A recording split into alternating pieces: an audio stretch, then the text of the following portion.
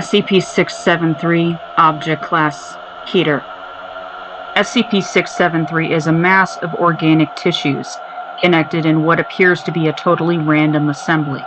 These tissues include recognizable structures, such as hearts, digestive tracts, blood vessels, and brain matter. However, many tissue structures are not identifiable by composition or purpose. Tissue structures are also noted for their increased size, appearing 20 to 50 times as large as their normal counterparts. Sample tests have shown the basic structure of SCP-673 to have no known counterpart among normal organics and lacks any form of DNA or normal cellular composition. Tissues appear to operate without the need for any outside stimulation or substance, with hearts beating for days with no blood or nerve connections and lungs continuing to expand and deflate even when severed and fully submerged. Tissues isolated from the main mass will grow into surrounding structures, using what appear to be tendons or thin bone-like structures to penetrate and spread over walls, floors, and ceilings. Tissues will operate indefinitely, with no tissue decay normally associated with exposed organs. SCP-673 appears to be infectious by an unknown means, with physical contact being the only constantly observed transmission method. Instances of airborne transmission have been reported but are extremely rare. SCP-673 appears to prefer organic tissue but will integrate with inorganic structures at a slower rate. Testing has shown that tissue integration appears to progress along loose guidelines in regards to inorganic structures. Pipes become veins and tracts, beams become bone-like supports, doorways become valves, etc., in a slow progression. The Shell Project has shown that with sufficient space and ample amounts of organic materials, SCP-673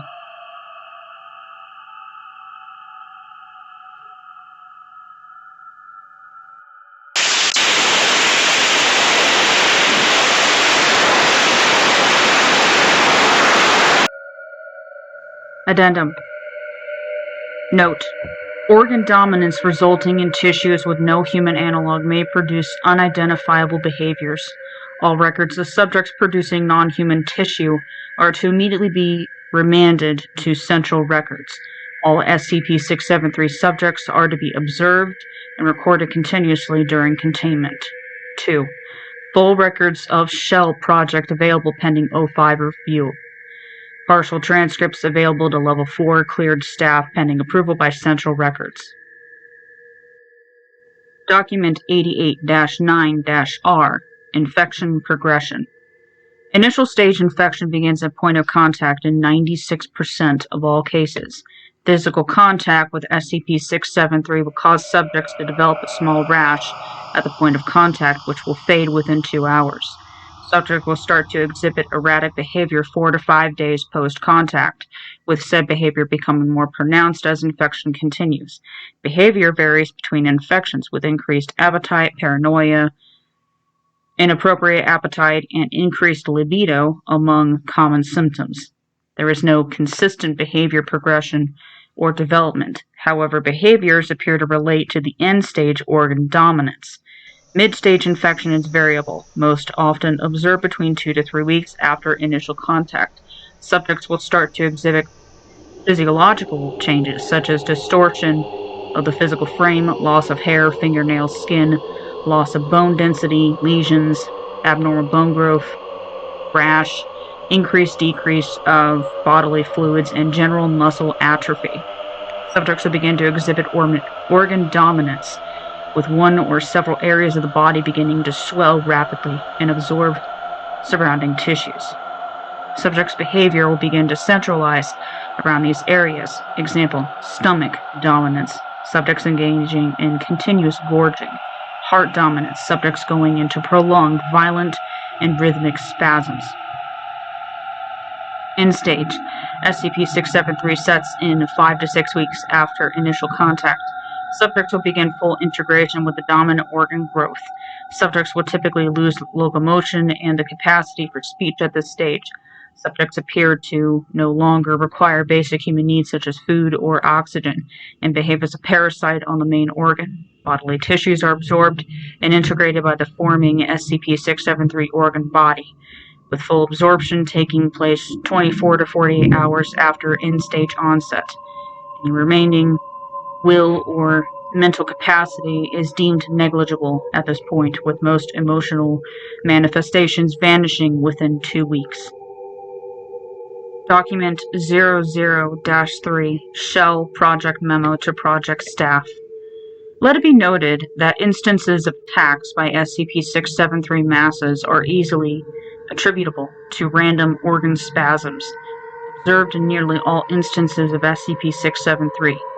Listing these incidences as attacks, especially in security documentation, is irresponsible to the point of dangerous and will constitute disciplinary action in the future. SCP-673 masses lack any appreciable nervous system in most cases, and will retention is nil. Incidents of escape attempts and communication are clear examples of anthropomorphism and misidentification, and are therefore not appropriate topics of study. Proposals to open dialogue with nervous system clusters will be subject to Project Command review and discipline. Dr. Kinder's incident should be a sufficient example regarding the need for professional detachment and logical thinking.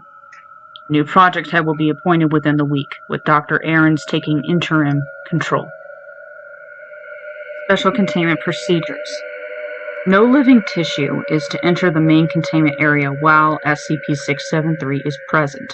Dual airlock systems separated by decontamination and scanning cells are to be maintained at all times.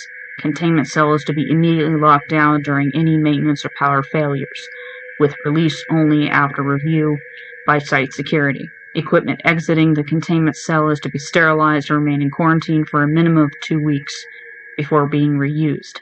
Containment cell maintenance is to take place only after SCP-673 has been removed to a temporary containment cell.